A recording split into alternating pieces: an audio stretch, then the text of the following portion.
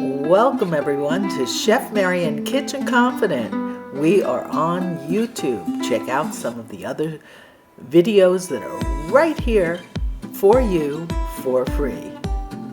Today we're talking about pizza. What can go wrong? This is Chef Marian Kitchen Confident 14-minute pizza bite.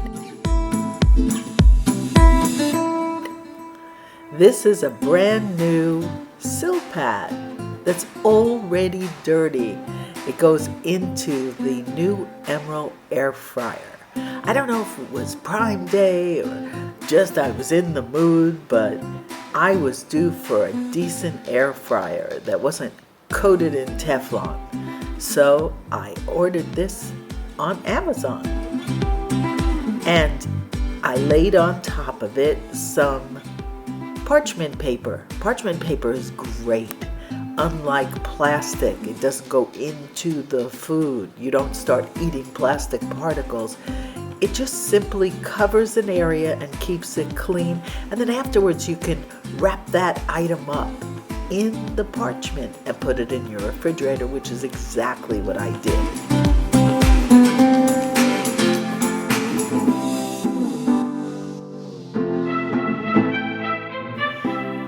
I also decided to work with today gluten-free flour.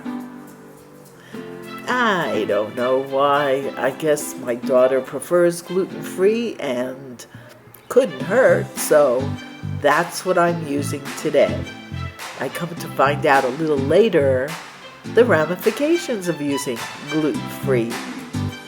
So I get my trusty roller out. And I'll probably be talking in the background, but it's okay. I take the dough out of the freezer overnight, and the next day, I've got it. So it's not frozen anymore. I'm trying to get the rolling pin floured so that the dough doesn't stick to it. And I'm having some time with it. And just as it was right there, I should have left it, but I didn't. I thought I could roll this out into a round pizza. I'm sure I can. I've done it before. I'm not taking into account anything about the dough that I bought from a guy who makes bread. Did you see what happened? It ripped. And it rips. And that happens over and over, as you'll see. So when this happens to you and you buy dough from someone and it keeps ripping, you've got to find out why.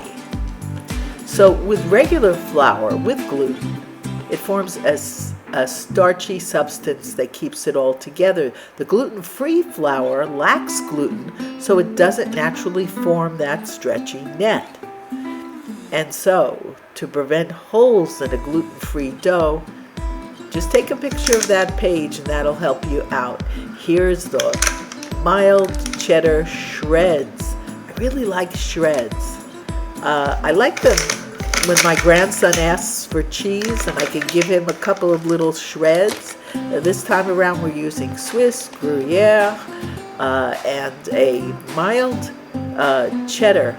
Actually, it's a sharp cheddar, and it's Diamond is the brand, and I love, love, love that brand. It's an aged cheddar. I think it's 10 years old, aged. And so normally I would take this and I put it in the food processor, but today I am crumbling it into a bowl. And that's how that goes. Ah, a taste for the chef. Always. So good, so good. Okay.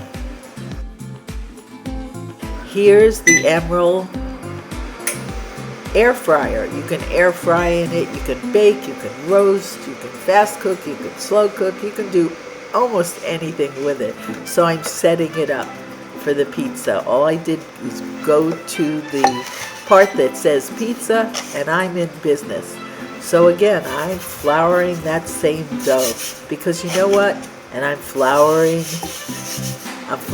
my roller, and I just don't give up. So now I'm thinking, well, maybe it could be more like a flatbread or a focaccia bread, I'm trying to figure out how can I do this. So I'm trying to roll it out again because I never give up. I never give up. I just keep trying. And that's how I learn. And if you'll know anything about me, you'll know that I don't give up. So eventually I do learn. Eventually I do get it.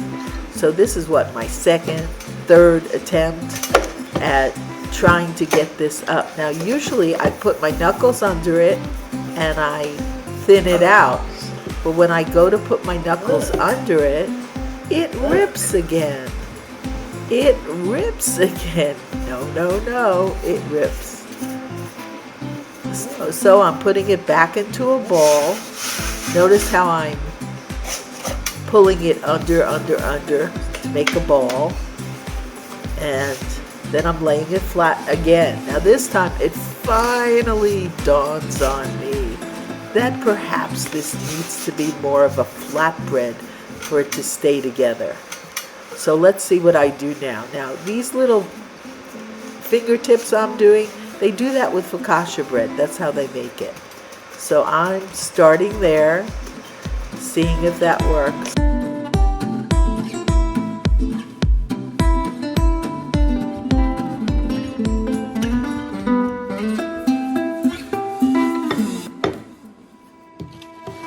That is crazy. Oh, it's sticking to the pan again. And it might be the gluten-free flour. It just might be. Just a little suggestion, possibility it could be.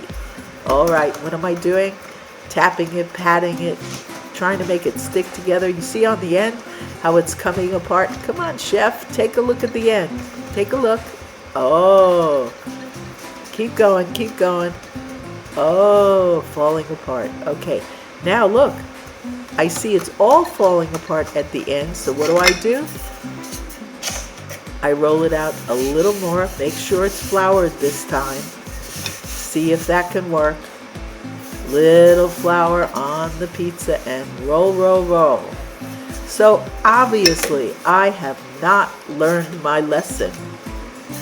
I have not learned my lesson. My roller isn't floured enough, and when it goes under, I leave it under because I could use the extra dough at that end. It's obvious. So we're trying again. So much for the gluten-free powder. That's all I'm saying. The flour could do better. Oh, Emerald's machine is calling me. Help! Oh my God. Again? All I can do is complain. I just can't believe it. So, okay, let's see. How many times? 1, 2, 3, 4. Is this my 5th try or my 4th try? I don't know, but guess what? Can you say it with me? I'm not giving up. I'm going to pull it under. I'm going to take it around with my hands. I'm going to press it out a little bit. I'm going to smack it. Maybe that'll help the gluten. Who knows? Okay, look. I finally got the idea that I probably can make a flatbread with this dough because nothing else seems to be working. So I make sure I flour that rolling pin good. Not that it helps, but let's see. Okay, there it goes. And again. Okay, that sort of looks like a flatbread. Now we're going to roll it to the right and left a little bit.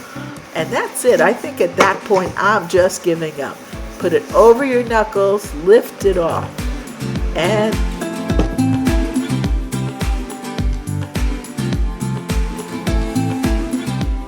we have liftoff, Houston. Okay, so I'm doing the little focaccia feel. We can call it the focaccia rumble. And let's see how it goes. So, you know that the pan underneath is not going to get dirty, which is great. Yeah. And now, I'm taking the original barbecue sauce. It's like a Korean barbecue sauce. And I'm just laying it down. Lay it down. Okay. Then I'm taking tomato sauce, and it could be fresh or homemade or from a jar. Hopefully not from a can. And we're putting it down. We're putting it down. Yeah. And how about taking the back of a ladle to lay your sauce out? Do you do that? I'm mixing the barbecue sauce with the tomato sauce. That's a really good flavor profile. I mean, I think you can put barbecue sauce on almost anything. The thing you have to watch out for is sugar content, because most of the barbecue sauces are loaded with sugar. You got to watch out for bad oils as well. So those are the two things that I would watch out for. So I'm continuing to add the sauce to the pizza, which is really yummy at this point. I mean, I really am happy with what that looks like. And now I'm adding 3 different kinds of cheese. So I'm going to lay it sort of more around the edges.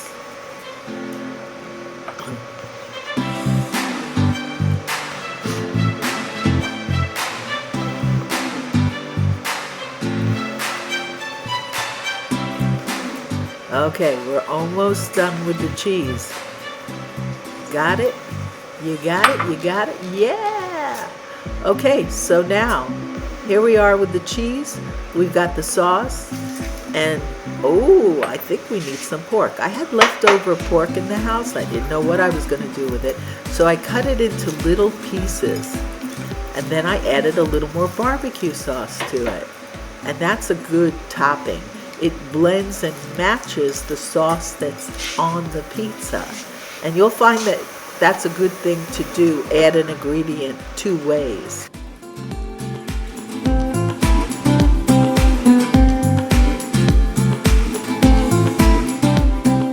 So, what did we learn today?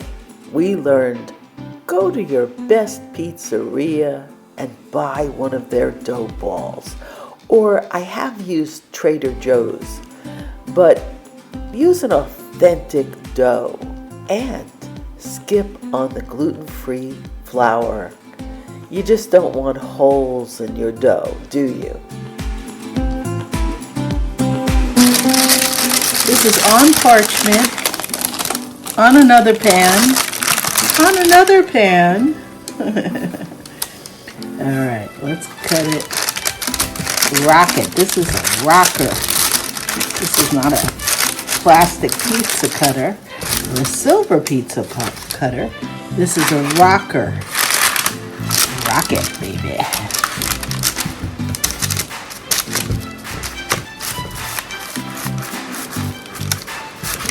That should do it.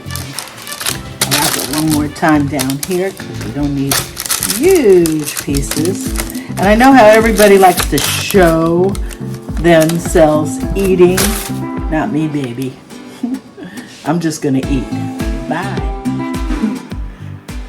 And this is Chef Marian's Kitchen Confident 14-minute pizza bite, created, produced, and edited by Inside Circle. Special music by Sapaju. I'll be there. Thanks for joining us. Subscribe, and you'll see us again.